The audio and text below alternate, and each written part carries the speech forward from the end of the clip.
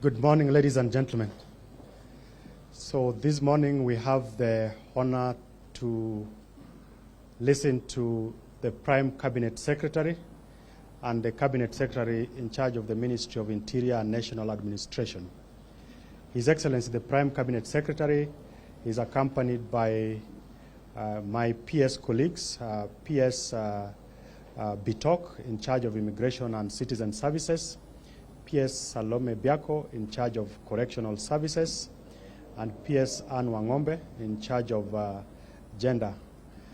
We also have the Inspector General of Police, Mr. Douglas Kanja, and his two deputies, DIG Masengeli and DIG Lagat, as well as the Director of Criminal Investigations and senior officials within the executive, particularly from the Ministry of Interior and National Administration. Without much ado, allow me to invite His Excellency the Prime Cabinet Secretary to speak to us. Karibu. Thank you. Good morning, everybody. Now, as we come to the close of the year, I think it's important that we have an opportunity to have a broad overview of what the year was like. And today we would like to focus on matters that deal with security, because this is really the lifeline of all that we do as a nation. A secure nation allows you to do more, and we will be very balanced in what we convey to you, where we have had both successes and where we have also had challenges. We shall be able to communicate so that together as a nation we can assure all the citizens that who are not here that nothing is left to chance, and the security teams are fully alert and they continue working every hour of the day. So today's statement, which is fairly elaborate, will be focusing on the security assurance for the festive season, but we also want to give you an overview of the broad security situation in the country. I will read through it. It's elaborate, but it will be shared with you, both in hard copy and also in soft copy, so that when you get to the newsrooms, you can also have ample time to acclimatize yourselves with the content of that statement. Therefore, I read. And thank you for coming, by the way. Thank you for being here. As we approach the festive season and prepare for the opportunities and challenges of the coming year, the Ministry of Interior and National Administration wishes to reaffirm our commitment to ensuring the safety and security of all Kenyans and residents within our borders. The government upholds the rule of law and ensures that any criminal acts are dealt with firmly and in accordance with the law. This underscores our unwavering commitment to uphold the Constitution and protect the rights of all. To foster a culture of security, we call upon citizens to partner with law enforcement agencies, reporting criminal activities and suspicious behavior, and providing information to local authorities so that we can make a significant difference in building a safer society. The events surrounding the protests in mid-2024 remind us of the delicate balance between the right to peaceful assembly and the need to maintain public order. While it began as a lawful exercise of democratic rights, criminal elements infiltrated and disrupted the peaceful fabric of our nation.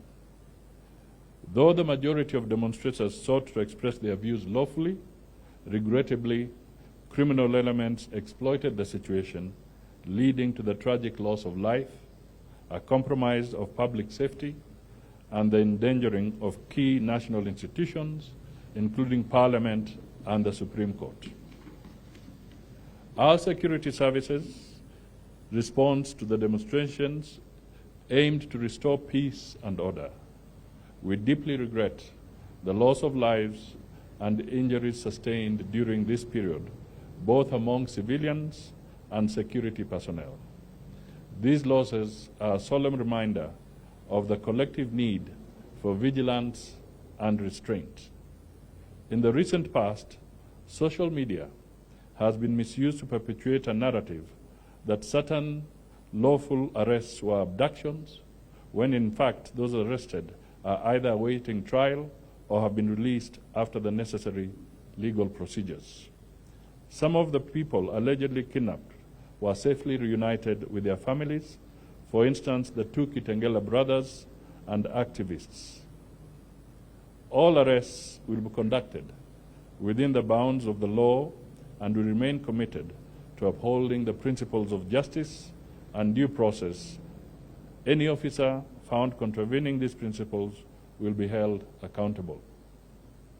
On matters security, there is a decrease in general crime, including offenses such as robbery, break-ins, stock theft, vehicle thefts, dangerous drugs, traffic offenses, and corruption cases.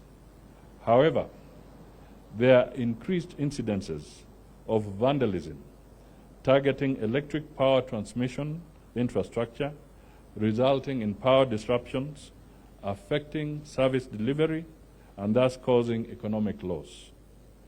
A total of 114 cases were reported across the country, and 81 cases are in court, and 33 are under investigation. Let me delve a little bit into some of the highlighted crimes.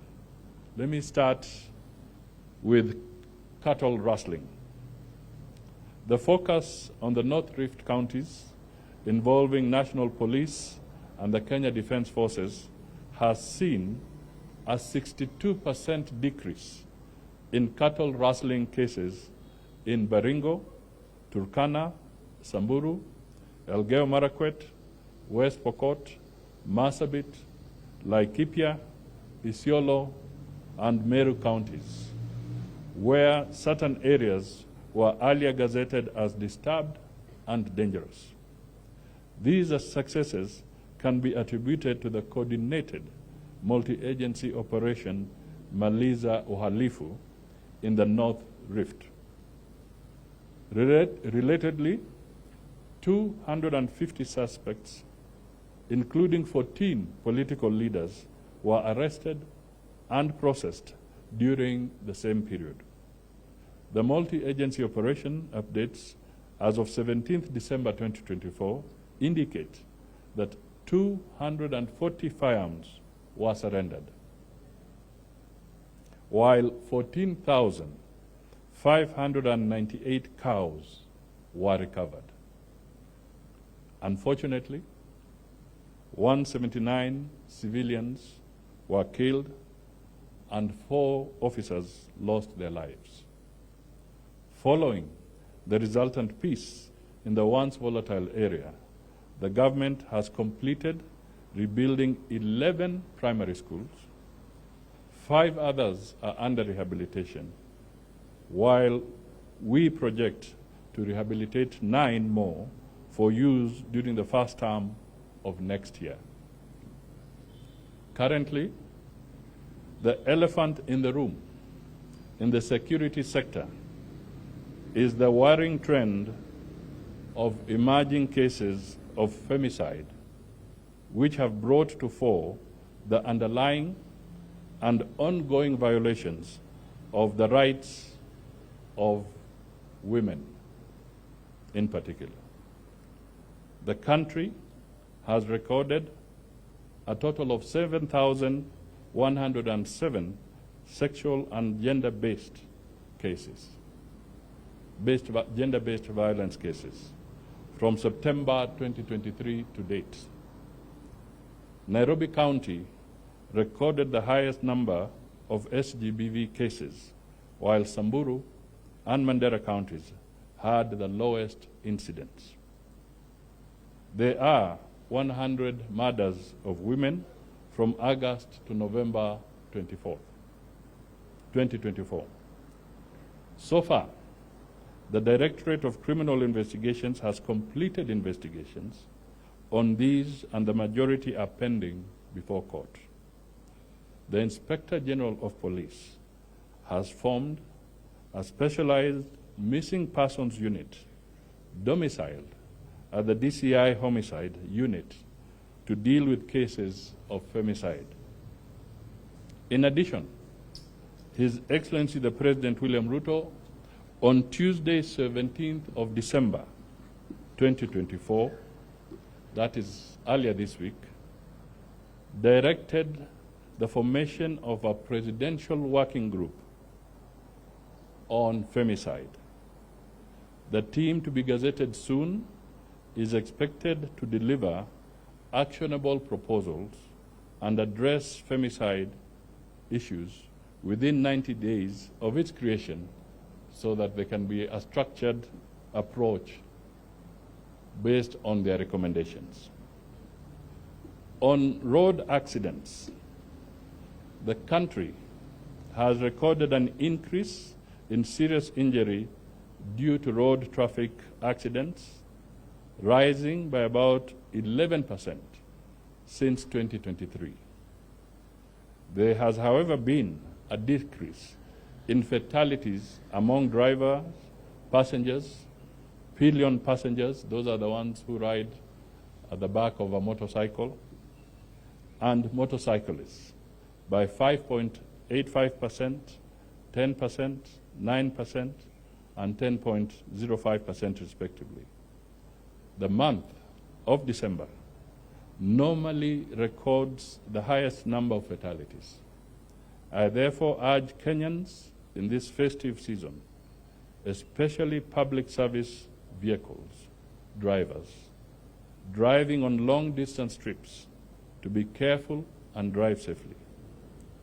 To ensure the safety of our people during the festive season, I give the following directives to our security enforcement officers.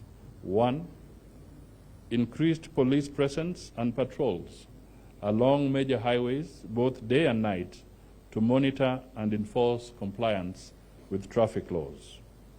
The enhanced patrols will serve to discourage reckless driving and speed violations, and to prevent unlicensed and overloaded PSVs from operating. 2, strict enforcement of vehicle roadworthiness regulations, including ensuring that all PSVs have valid road service licenses, either for long distance or commuter routes. This will help ensure that only safe vehicles are on the road.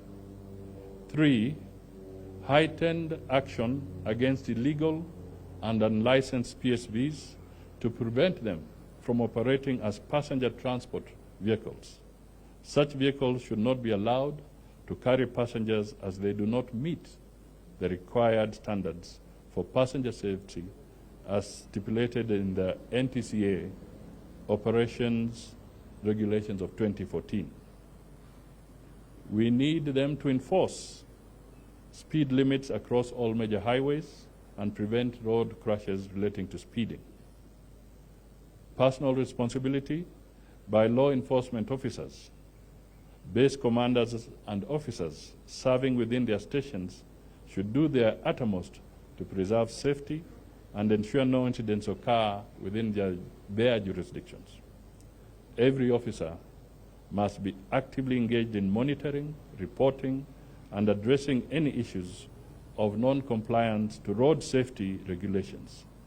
This is critical to the national road safety goal of reducing road traffic fatalities by 50% before 2028. On terrorism, Kenya has achieved milestones in the fight against terrorism and violent extremism. With the Global Terrorism Index impact score for Kenya decreasing from a high in 2023 to a medium in 2024. Our reports indicated that from January 2024 to November from January 2022 to November 2024, our officers have thwarted 47 terrorist attacks across the country. During the period, several terrorists have been neutralized. The government has also pushed for 11 successful convictions. Noteworthy, our success also came through collaborations with our international agencies and partners to thwart crime through training and equipment support. On disasters, including industrial accidents, oil spills, and chemical and gas leaks are also normally reported in the country, leading to loss of lives and long-term detrimental effects on the environment. The gas explosion in Mradi, Embakasi, where 13 lives were lost and over 300 people injured, was a significant catastrophe. To effectively mitigate the impacts of these disasters, the government continues to enforce and review legislation concerning environmental management and enhance early warning systems to predict and monitor disasters. On corruption, the government has made commendable strides in tackling theft of public resources by establishing a high standard of accountability, integrity, and anti-corruption measures to safeguard our national well-being and development. A total of 49 cases of public interest have been registered in court for the prosecution involving amounts totaling to 6 billion Kenya shillings. And of course, 15 convictions have so far been made. In the International Civil Aviation Arena, or organizations ICAO, the Universal Security Audit Program has indicated that Kenya has achieved a 91.77% rating, placing it second on the continent. This accomplishment showcases the country's commitment to ensuring the highest levels of safety and security at its airports, including Jomo Kenyatta International Airport. The enhanced multi-agency collaborations have also led to the recovery in our airports of 2,540 kilograms of elephant ivory, 14,547 kilograms of bushmeat, and 5.92 kilograms of rhino horns. 5 suspects were arrested and prosecuted this year. In the mining sector, there have been instances of illegal mining activities resulting in loss of revenue to the government through tax evasion, corruption, and fraud. Most artisanal miners in Kenya are found in the following counties: Taita Taveta, Kwale, Migori, Kakamega, Vihiga, Siaya, Marsabit, West Pokot, Samburu, Garissa, Kajiado, Mandera, and Machakos. The government recently established and operationalized the Mining Police Unit to curb illegal mining. On social media and the rise of sensational and misinformation, we request citizens to be vigilant to sensationalist social media posts and seek to verify the authenticity of information posted online. While social media is an invaluable tool for disseminating news, it has unfortunately been used by several individuals to manipulate public perception and pursue political agenda inconsistent with our national interests and against the sanctity of the Constitution. And let me just give a very recent example. Earlier in the week, the Inspector General of Police flew to one of the border areas in northern Kenya, where on the social media there was a buzz that 10 miners had been buried alive in that area. The Inspector General is here. They went there physically with his team, and it turned out the information was false. So, ladies and gentlemen and fellow Kenyans, you can imagine you now remove the attention of the Inspector General from the focused area to a place where people are playing pranks. Suppose now there was a genuine emergency somewhere else. What happens? We need to address these things collectively. To our dedicated security personnel, the often unsung heroes and protectors of our safety, we owe a debt of gratitude.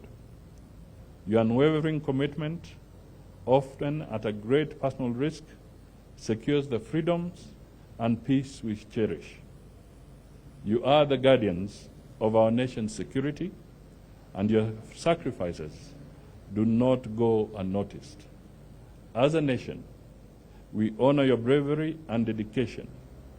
And ladies and gentlemen, it's important for you to note that between January to 17th December 2024, there were a total of 55 deaths. In the last 6 years, we have lost 383 officers in the line of duty. This year, 830 officers have been injured in the line of duty. This is data that is critical because we sometimes forget that the security agencies are human. On the State Department for Immigration and Citizen Services in 2024, there were remarkable strides in enhancing the service delivery and easing and expanding access to government services and fostering inclusivity in public services. We have streamlined operations to improve the service delivery and address delays in passport and document processing. On e-citizens, we have onboarded over 22,000 government services available online, and 375,000 Kenyans visit the e-citizen platform daily. Listen to that, 375,000 daily for different services. Over 13 million users are registered on e-citizen platform. We also closed down 1,130 pay bills and created a single pay bill, the famous 22222, for payment of all government services. This has resulted in the collection of Kenya shillings 900 million daily. We invested in 2 modern printers with a combined capacity of producing 500 passports per hour.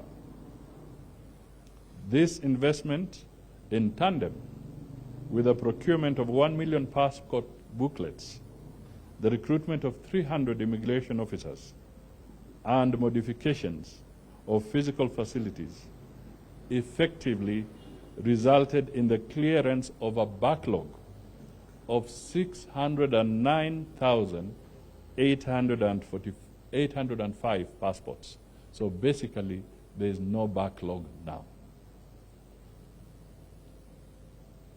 The Directorate also opened 2 new offices in Kericho and Bungoma, taking services closer to citizens and effectively easing pressure on existing offices. To encourage the uptake of job opportunities arising out of the government's efforts to secure foreign jobs for its citizens, the Directorate also set up special desks to hasten the issuance of passports. The Directorate also successfully introduced and approved 1,465,560 ETA applications, following the introduction of the visa-free regime in Kenya. During the same period, the National Registration Bureau played a critical role in strengthening Kenya's digital identity infrastructure. The introduction and the rollout of the Maisha ecosystem, whose signature features include the Maisha card, the unique personal identifier, a digital version of the Maisha card, and the Maisha integrated database that is a one-stop authentication register for all Kenyans and notable milestones.